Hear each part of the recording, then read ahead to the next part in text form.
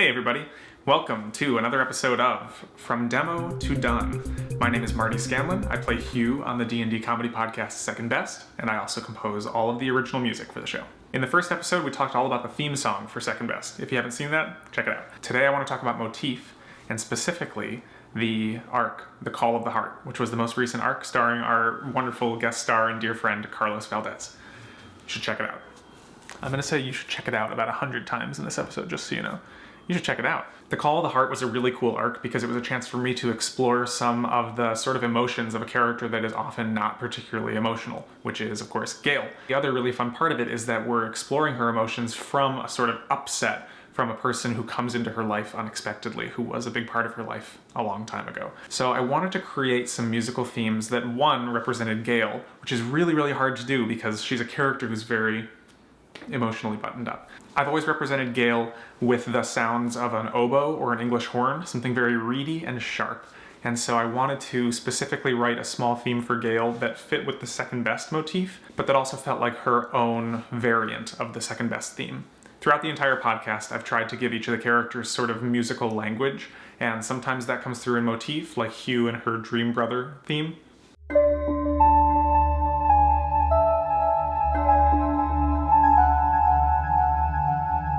Or Bug and his guitar theme.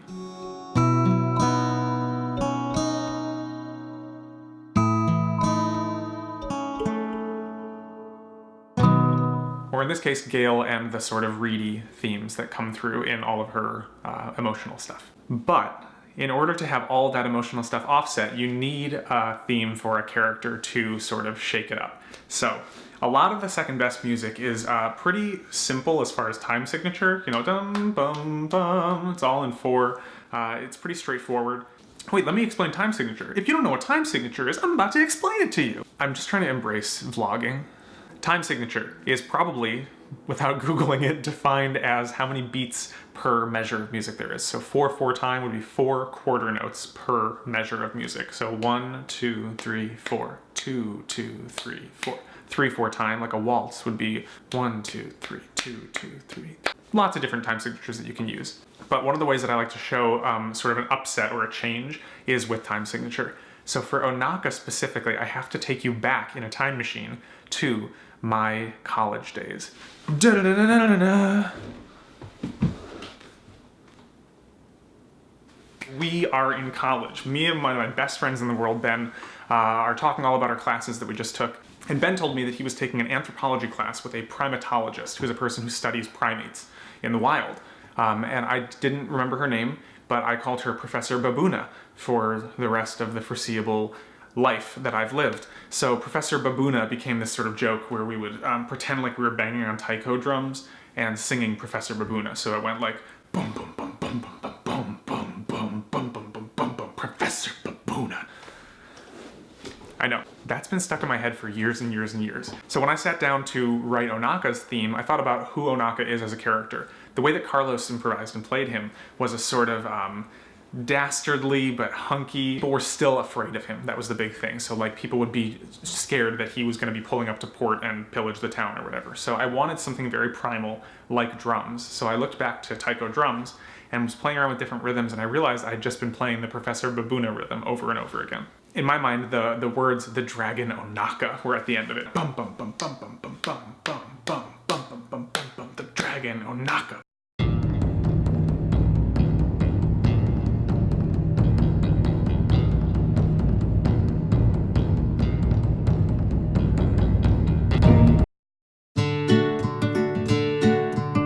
The thing that sort of shocked all of us is how sort of hippie-esque and kind-hearted and sweet Onaka had become. And so I really, really wanted to find a way to write a melodic theme for Onaka that didn't feel scary, that felt more emotionally driven. He's become this person who has found his love for the sea and found a home and a calling, and ended up naming the arc sort of after these themes that I had written, which ended up being called The Call of the Heart.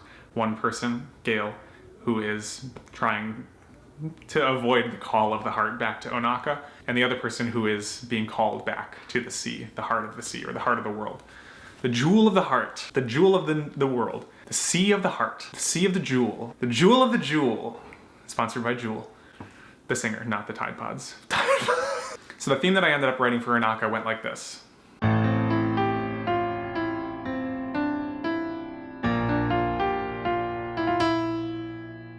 I wanted to focus on instruments that felt like they could exist on a pirate ship, so I went with a harpsichord. It goes back to what I was talking about with the reeds and the oboes and English horns, finding a way to make Gale's sort of unique voice sing through this music. So that went like this.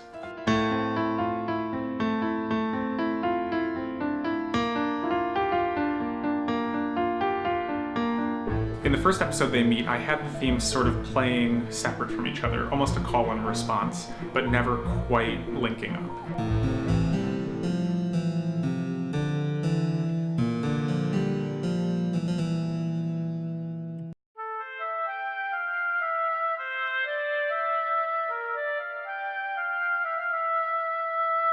I wanted to have Onaka's theme play and then be offset by Gale's theme, but never quite meet. That was really, really important to me, that they never quite worked together. They're still finding a way to exist simultaneously, but it's never meshed.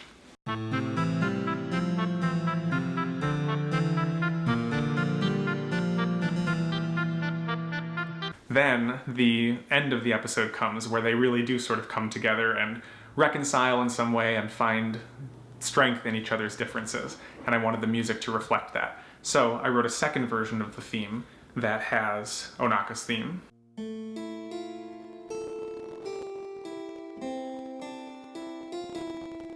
And then it has Gale's theme.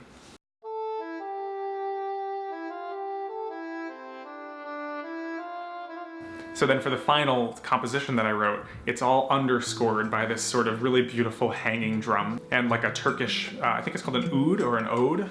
I don't know how to pronounce it. Let's ask the dictionary. Dude.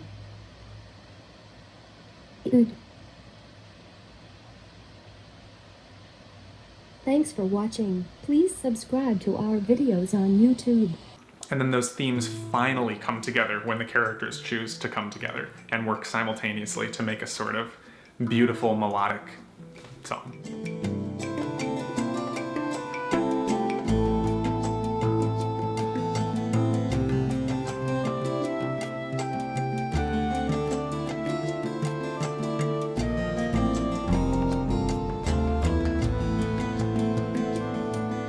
My favorite part of this whole composition, which I think is easy to miss, is that it still does have a tiny bit of the original scary drums in it. There's a really, really fun part in this song where it goes do do do do do do do bum bum bum bum bum bum bum. I thought it would be fun to take us out of 4/4 time like we're in for this song. When we get to that part that's sort of a climb down where they both come together, I still included the time signature of what the drums would have been, similar to the Dragon Onaka theme.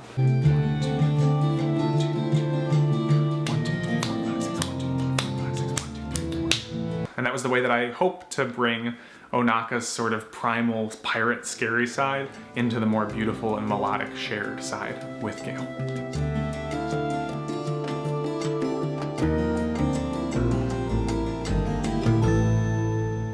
Alright, and that is the end of this episode of Demo to Done. I hope you enjoyed this. It's really, really a privilege to make music for a show that is so fun. I love playing on it, I love playing for it, and we're really appreciative of all the fans that have watched and checked stuff out and supported us. So thank you so much for doing that. If you have any requests for other songs or arcs or music that comes up in the show that you'd like to see more information about or more insight on, I would love to do that for you. Thanks so much for watching and being a supporter. Go make something cool. Bye.